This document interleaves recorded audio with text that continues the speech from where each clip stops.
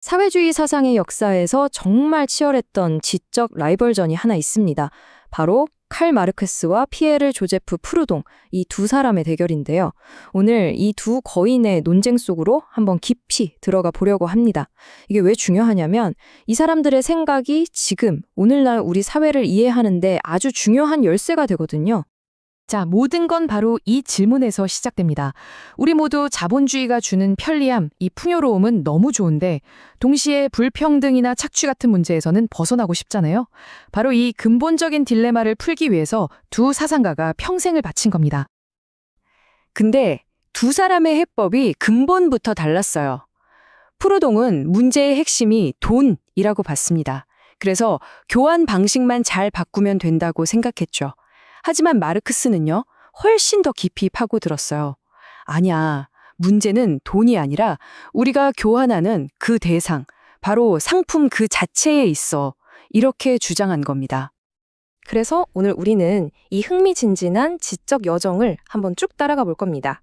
먼저 두 라이벌에 대해 알아보고 프루동의 독창적인 아이디어가 뭔지, 그리고 마르크스는 이걸 어떻게 비판했는지 살펴볼 거고요. 나아가서 프루동의 사상을 좀 다른 각도에서 다시 보고 이 모든 논쟁이 오늘날 우리에게 어떤 의미를 주는지 같이 생각해 보겠습니다. 자, 첫 번째 순서, 사회주의 라이벌전입니다.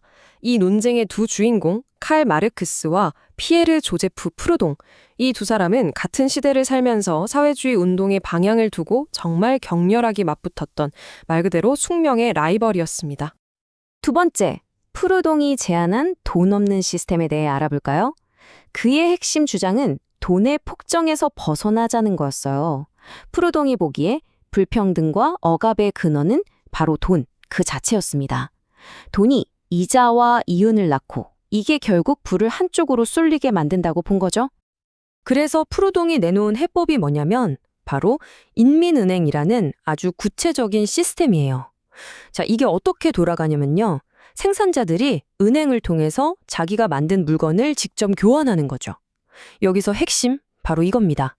돈 대신에 내가 이만큼 일했다는 노동시간을 기준으로 가치를 매겨서 교환하는 거예요. 그러면 중간에서 누가 이득을 챙겨가는 착취가 없어질 거다. 이게 프루동의 생각이었어요.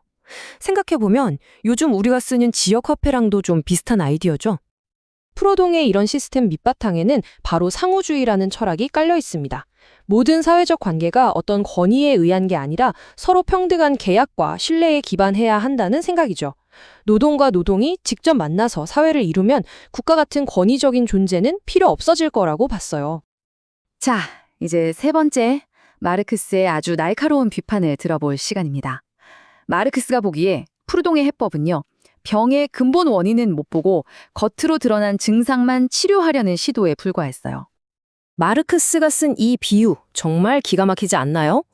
상품 생산은 그대로 두면서 돈만 없애는 건 카톨릭은 그대로 두고 교황만 없애는 거랑 똑같다는 거예요. 왜냐?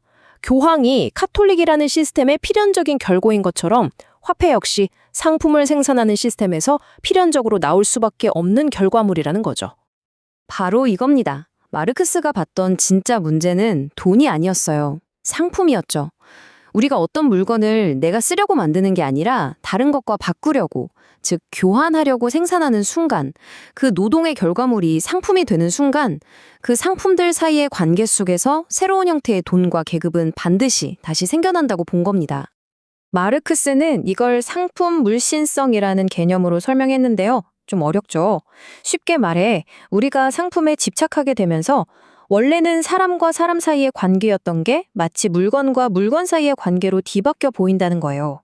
상품이 마치 스스로 힘을 가진 신비한 존재처럼 되고 우리는 그 뒤에 숨어있는 인간의 노동과 사회적 관계는 까맣게 잊어버리게 된다는 뜻입니다. 자, 네 번째 이야기로 넘어가 보죠. 프루동의 아나키즘을 다시 보는 시간입니다. 지금까지 경제적인 논리만 보면 마르크스의 비판이 굉장히 강력해 보이잖아요. 그런데 이야기는 여기서 끝나지 않습니다. 프루동의 생각을 좀 다른 각도에서 볼 필요가 있어요. 만약에 말이죠. 진짜 문제가 자본뿐만이 아니라 국가나 종교처럼 우리를 억압하는 모든 종류의 중앙집권적인 권력 그 자체에 있다면 어떨까요? 바로 이게 프루동의 비판이 향했던 더 넓은 목표였습니다. 여기서 두 사상가의 궁극적인 목표가 딱 갈리는 거예요. 마르크스는 자본주의라는 경제 시스템을 뒤엎는 데 집중했죠. 하지만 프르동은 경제를 포함해서 모든 형태의 권위에 저항하는 사회, 즉 아나키, 지배 없는 성태를 꿈꿨던 겁니다. 그럼 다섯 번째, 상품 그 자체에 저항하기는 무슨 뜻일까요? 이건 바로 우리 일상생활의 정치학에 대한 이야기입니다. 마르크스와 프루동의 논쟁을 종합해보면 어쩌면 우리의 목표가 상품을 아예 없애버리는 게 아닐 수도 있어요. 그 대신에 상품의 논리가 우리 삶 전체를 지배하지 못하도록 끊임없이 저항하는 사회를 만드는 게 더 중요할 수 있다는 거죠. 여기서 말하는 저항은 우리가 흔히 생각하는 거창한 혁명이나 시위 같은 게 아닐 수 있습니다. 인류학자 제임스 스콧이 저류 정치라고 부른 개념이 있는데요. 말 그대로 물 밑에서 흐르는 정치라는 뜻이에요. 눈에 잘 띄지는 않지만 일상 속에서 이루어지는 아주 작은 불복종 행위들, 예를 들면 일부러 일을 좀 느리게 한다거나 슬쩍 규칙을 어기는 것 같은 것들이죠. 이런 작은 행동들이 모여서 거대한 권력의 균열을 낼 수 있다는 겁니다. 재밌는 건 마르크스는 작은 가게 주인이나 장인 같은 사람들, 소위 뿌띠 부르주아를 아주 경멸했다는 거예요. 왜냐하면 이들이 혁명적이지도 않고 그렇다고 자본가처럼 생산력을 막 발전시키지도 못하는 어중간한 존재라고 봤기 때문이죠. 하지만 이들에게는 정말 중요한 숨겨진 가치가 있습니다. 이들의 작은 재산은 오히려 국가나 거대 자본으로부터 자율성을 지킬 수 있는 힘의 원천이 되거든요. 또 동네의 안전을 지키거나 사람들 사이의 연결고리가 되어주는 것처럼 돈으로 계산할 수 없는 무료 공공재를 제공하기도 하죠. 어쩌면 이들이야말로 프루동이 꿈꿨던 자치사회의 주체이자 탐욕스럽지 않은 부자의 모델일지도 모릅니다. 자, 이제 마지막 여섯 번째 이야기입니다. 우리 안의 아나키스트라. 이 오래된 논쟁이 오늘날 우리에게 대체 어떤 의미가 있을까요? 이 생각들이 사실 우리 삶과 아주 가깝게 연결되어 있다는 걸 발견하게 되실 겁니다. 핵심은 바로 이거예요. 상품이나 국가가 아예 없는 완벽한 유토피아를 한 방에 만드는 게 아니라는 겁니다. 그보다는 자본의 논리나 국가의 통제가 우리 삶을 완전히 삼켜버리지 못하도록 계속해서 저항하고 우리만의 자율적인 공간을 만들어 나가는 그 과정 자체가 중요하다는 거죠.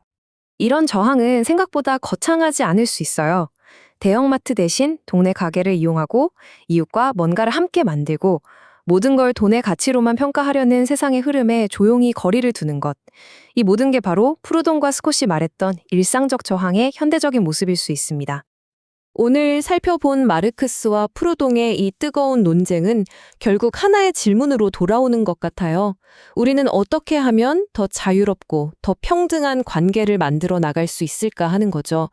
저는 이 질문을 여러분께 던지면서 오늘 이야기를 마무리할까 합니다. 여러분의 일상 속에서 그 저항은 어떤 모습으로 나타나고 있나요? 한번 생각해 보시면 좋겠습니다.